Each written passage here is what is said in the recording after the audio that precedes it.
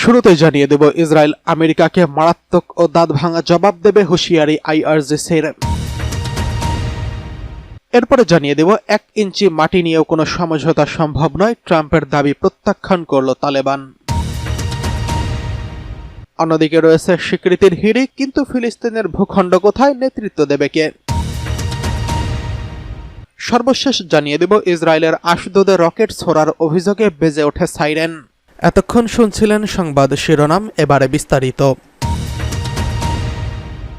Israel ও আমেরিকাকে দাঁত ভাঙা জবাব দেবে ইরান, হুঁশিয়ারি আইআরজিসির। ইরানের ইসলামী বিপ্লবী গার্ড কোর আইআরজিসি যুক্তরাষ্ট্র এবং ইসরায়েলের মতো শত্রুদের হুঁশিয়ারি দিয়ে জানিয়েছেন, ইরানের বিরুদ্ধে যে কোনো নতুন আগ্রাসন বা ভুল হিসাব নিকাশের মারাত্মক দাঁত ভাঙা জবাব দেওয়া হবে। রবিবার 1980-এর দশকে ইরানের উপর চাপিয়ে দেওয়া ইরাক যুদ্ধের বার্ষিকী উদযাপন উপলক্ষে পবিত্র প্রতিরক্ষা সপ্তাহ শুরুর দিনে আইআরজিসি এক বিবৃতিতে এই হুঁশিয়ারি করেছেন। বিবৃতিতে বলা হয়েছে, শত্রুদের যে কোনো নতুন ভুল হিসাব নিকাশ বা আগ্রাসনের ক্ষেত্রে ইসলামী প্রজাতন্ত্র ইরানের যুদ্ধক্ষেত্রে কৌশলগত অবস্থান নেবে এবং কঠোর জবাব দেবে। এই অভিজাত সামরিক বাহিনী আরও জানিয়েছে, 8 বছরের যুদ্ধে 45তম বার্ষিকী এমন সময় এসেছে যখন ইসরায়েল এবং যুক্তরাষ্ট্র অবৈধ আগ্রাসন ঘটেছে। এই আগ্রাসন শুধু ইরানের জাতীয় ঐক্যকে আরও শক্তিশালী করেছে, আগ্রাসী সরকারগুলো জঘন্য লক্ষ্য অর্জনের ব্যর্থতাও প্রকাশ করেছেন। বিবৃতিতে বলা হয়েছে, দুটি চাপিয়ে দেওয়া যুদ্ধ শত্রুদের পরাজয় এবং দেশটিতে অস্থিতিশীল করার লক্ষ্যে পরিচালিত নিরাপত্তা, রাজনৈতিক, অর্থনৈতিক, মনস্তাত্ত্বিক এবং মিডিয়া যুদ্ধে তাদের ব্যর্থতা প্রমাণ করে যে ইরানের জনগণ তাদের বিচক্ষণতা, অন্তর্দৃষ্টি এবং পবিত্র ঐক্যের মাধ্যমে শত্রুদের হাইব্রিড যুদ্ধের বিরুদ্ধে একটি দৃঢ় ইস্পাত, দৃঢ় দুর্গের মতো দাঁড়িয়েছিল এবং তাদের সমস্ত ষড়যন্ত্র ব্যর্থ করে দিয়েছে। এদিকে 1 ইঞ্চি মাটি নিয়েও সমঝোতা সম্ভব নয়, ট্রাম্পের দাবি প্রত্যাখ্যান করছে তালেবান। আফগানিস্তানের প্রতিরক্ষা মন্ত্রণালয়ের এক শীর্ষ কর্মকর্তা বলেছেন, বাগরাম বিমান ঘাঁটি নিয়ে কোনো ধরনের সমঝোতা সম্ভব নয়। এর আগে তুরস্কের প্রেসিডেন্ট ডোনাল্ড ট্রাম্প সাবেক মার্কিন প্রেসিডেন্টের ঘাঁটিটি ফেরত দেওয়ার দাবি করেছিলেন। ফরাসি বার্তা সংস্থা এএফপি এই খবর জানিয়েছেন। রবিবার আফগান প্রতিরক্ষা মন্ত্রণালয়ের চিফ অফ স্টাফ ফসিহুদ্দিন ফিতরাহ স্থানীয় সংবাদ মাধ্যমকে বলেছেন, কিছু মানুষ রাজনৈতিক সমঝোতার মাধ্যমে বাগরাম ঘাঁটি ফেরত নিতে চাইছে, তবে আফগানিস্তানের 1 ইঞ্চি জমিও কারোর সঙ্গে ভাগ করা সম্ভব নয়। আমাদের এর কোনো প্রয়োজন নেই। পরে সরকারি এক বিবৃতিতে বলা হয়েছে, দেশের স্বাধীনতা ও সার্বভৌমত্ব ও ভৌগোলিক অখণ্ডতা আফগানিস্তানের জন্য সর্বোচ্চ গুরুত্বের বিষয়। কাবুলের উত্তরে অবস্থিত বাগরাম বিমান ঘাঁটি ছিল আফগানিস্তানের তুরস্কের 20 বছরের যুদ্ধ অভিযানের কেন্দ্রস্থল। 2021 সালের জুলাইয়ে মার্কিন ও ন্যাটো সেনারা সেখান থেকে সরে আসে। এর পরপরই অল্প সময়ের মধ্যে আফগান সেনারা ভেঙে পড়ে এবং তালেবান ক্ষমতায় আসে। গত সপ্তাহে ব্রিটেন সফরে গিয়ে ট্রাম্প প্রথমবারের মতো প্রকাশ্য ঘাঁটি ফেরত নেওয়ার কথা বলেন। পরে হোয়াইট হাউসের সাংবাদিকদের প্রশ্নের জবাবে তিনি বলেন, আমরা আফগানিস্তানের সঙ্গে আলোচনা করেছি, বাগরাম আমাদেরই চাই, এখনই চাই। যদি না দেয় তাহলে কি হবে সেটা তারা দেখবে। বক্তব্যে ট্রাম্প অঘোষিত শাস্তির হুমকিও দিয়েছেন। ট্রাম্প বহু দাবি করেছেন, ঘাঁটিটি হারানো যুক্তরাষ্ট্রের জন্য কৌশলগত ক্ষতি, বিশেষ করে এটি চীনের সন্নিকটে হওয়ায়। 2019 সালে তিনি নিজেও বাগরাম সফর করেছিলেন। বাগরাম ঘাঁটি সোভিয়েত ইউনিয়নের সহায়তায় 1950-এর দশকে গড়ে ওঠা। পরবর্তী সময়ে যুক্তরাষ্ট্রের সহায়তায় এটি সম্প্রসারিত হয়।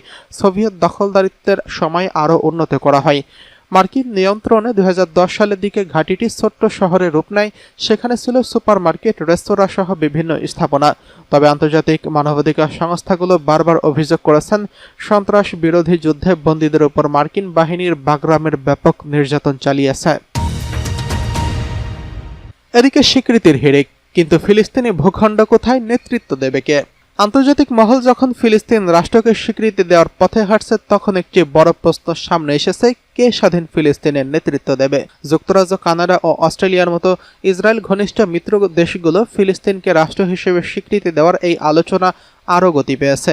কিন্তু রাষ্ট্র হিসেবে ফিলিস্তিনের অস্তিত্ব, নির্দিষ্ট ভূখণ্ড এবং কার্যকর সরকার আছে কিনা তা নিয়ে তৈরি হয়েছে জটিলতা। ফিলিস্তিনি কূটনৈতিক হুসাম জুমলোট সম্প্রতি লন্ডন থেকে সতর্ক করে বলেছেন, জাতিসংঘে আপনারা যা দেখতে চলেছেন তা দ্বিরাষ্ট্র সমাধান বাস্তবায়নের সম্ভবত শেষ চেষ্টা। তার এই কথা সত্যি প্রমাণ করে 153টি দেশের তালিকায় যুক্ত হল যুক্তরাজ্য, কানাডা এবং অস্ট্রেলিয়া। যুক্তরাজ্যের প্রধানমন্ত্রী স্যার কিয়ার স্টারমার এই পদক্ষেপকে মধ্যপ্রাচ্যে শান্তি ফেরানোর একটি উপায় হিসেবে বর্ণনা করেছেন। 1933 সালের ম্যান্ডেট ভিডিও কনভেনশন অনুযায়ী একটি রাষ্ট্রের জন্য 4টি মূল মানদণ্ড প্রয়োজন। এক, স্থায়ী জনসংখ্যা, ফিলিস্তিনের এটি আছে। দ্বিতীয়ত, আন্তর্জাতিক সম্পর্ক স্থাপনের ক্ষমতা। তৃতীয়ত, নির্দিষ্ট ভূখণ্ড, এটি সবচেয়ে বড় সমস্যা। 1948 সালে গাজা থেকে এবং পশ্চিম তীর ভৌগোলিকভাবে বিচ্ছিন্ন। উপরন্তু ইসরায়েলি বসতি স্থাপন পশ্চিম তীরকে ক্রমাগত খণ্ডিত করেছে। পূর্ব জেরুজালেমকে ফিলিস্তিনিরা তাদের বর্তমান রাজধানী মনে করলেও বর্তমানে এটি বিচ্ছিন্ন। চতুর্থত, একটি কার্যকর সরকার। এই মানদণ্ডই ফিলিস্তিনের সবচেয়ে বড় চ্যালেঞ্জ। 1994 সালে ফিলিস্তিন কর্তৃপক্ষের সৃষ্টি হলেও 2007 সাল থেকে ফিলিস্তিনিরা দুটি ভিন্ন সরকারের অধীনে বিভক্ত। গাজায় শাসন করছে হামাস, আর পশ্চিম তীরে আন্তর্জাতিকভাবে স্বীকৃত ফিলিস্তিন কর্তৃপক্ষের নেতা মাহমুদ আব্বাস। মাহমুদ আব্বাসের বয়স এখন 90-এর কাছাকাছি। তার নেতৃত্ব নিয়ে ফিলিস্তিনের মধ্যে অসন্তোষ প্রবল। তাদের সর্বশেষ নির্বাচন হয়েছিল 2006 সালে। এর ফলে 34 বছর বয়সী কোনো ফিলিস্তিনি ভোট দিতে পারেনি। ফিলিস্তিনের আইনজীবী ডায়ানা বুট্টু বলেন, আমাদের নতুন নেতৃত্বের প্রয়োজন। বন্দী থাকা অবস্থায়ও ফিলিস্তিনের পছন্দের শীর্ষে রয়েছেন মারওয়ান বারঘৌতি। 2002 সালে ইসরায়েলি কারাগারে থাকা এই নেতাকে সম্প্রতি একটি ভিডিওতে দুর্বল ও অসুস্থ দেখা গেছে, কিন্তু পশ্চিম তীরে একটি জরিপ বলছে 50% ফিলিস্তিনি তাকে প্রেসিডেন্ট হিসেবে চায়। তবে ইসরায়েল, বিশেষ করে প্রধানমন্ত্রী নেতানিয়াহু ফিলিস্তিন রাষ্ট্রের ঘোর বিরোধী। তিনি স্পষ্ট বলেছেন, গাজায় হামাস ও ফিলিস্তিনি কর্তৃপক্ষ কারো ভূমিকা থাকবে না। নেতানিয়াহু সরকারের এক মন্ত্রী বলেছেন, ফিলিস্তিন রাষ্ট্র বলে কিছুই নেই, তাই কাউকে স্বীকৃতি দেওয়ার প্রশ্নই আসে না। এদিকে ইসরায়েলের আশদোদে রকেট ছোড়ার অভিযোগে বেজে ওঠে সাইরেন। ফিলিস্তিনের গাজা থেকে ইসরায়েলের উপকূলীয় শহর আশদোদ লক্ষ্য করে দুটি রকেট ছোড়া হয়েছে বলে অভিযোগ করেছে ইসরায়েলের সামরিক বাহিনী আইডিএফ। আশদোদে হামলার পর নিকটবর্তী শহরগুলোতে সাইরেন বেজে ওঠার কারণে তাৎক্ষণিকভাবে হামলায় কোনো হতাহত বা ক্ষয়ক্ষতির খবর পাওয়া যায়নি। রবিবার সকালে ছোড়া এইসব ক্ষেপণাস্ত্র ও রকেট একটি ইসরায়েলের বিমান প্রতিরক্ষা ব্যবস্থার ধারা প্রতিহত করা গেলেও অপরটি খোলা জায়গায় আঘাত হেনেছে বলে দাবি করেছে আইডিএফ। টাইমস অফ ইসরায়েলের খবরে বলা হয়েছে, ব্যাপক অভিযানের কারণে গাজা থেকে প্রজেক্টাইল সহ দূরপাল্লার আক্রমণ ক্রমশই কমে যাচ্ছে। বিশেষ করে আইডিএফের স্থল আক্রমণের কারণে গাজায় প্রতিরোধ গোষ্ঠীগুলোর ক্ষমতা হ্রাস পাচ্ছে। এদিকে গাজা উপত্যকায় ইসরায়েলের চলমান গণহত্যামূলক অভিযানে নিহতের সংখ্যা 65,208 জনে পৌঁছেছে বলে শনিবার এক বিবৃতিতে জানিয়েছে ফিলিস্তিনের স্বাস্থ্য মন্ত্রণালয়। মন্ত্রণালয়ের বিবৃতিতে বলা হয়েছে, 24 ঘন্টায় আরও 34 জনের মরদেহ বিভিন্ন হাসপাতালে আনা হয়েছে। একই সময়ে আহত হয়েছেন অন্তত 200 জন। এর ফলে ইসরায়েলি আগ্রাসনে এখন পর্যন্ত মোট আহতের সংখ্যা দাঁড়িয়েছে 1,66,271 জন। বিবৃতিতে আরও জানানো হয়, বহু মানুষ এখনও ধ্বংসস্তূপের নিচে বা রাস্তায় আটকা পড়ে আছেন। উদ্ধারকর্মীরা সেখানে পৌঁছতে পারেনি। গত 24 ঘন্টায় মানবিক সহায়তা সংগ্রহের চেষ্টা করতে গিয়ে আরও 4 ফিলিস্তিনি নিহত এবং অন্তত 18 জন আহত হয়েছেন। এ নিয়ে 27 মে থেকে এ পর্যন্ত সহায়তা নিতে গিয়ে ইসরায়েলি হামলায় মোট 2,518 জন ফিলিস্তিনি নিহত এবং অন্তত 18,000 আহত হয়েছেন।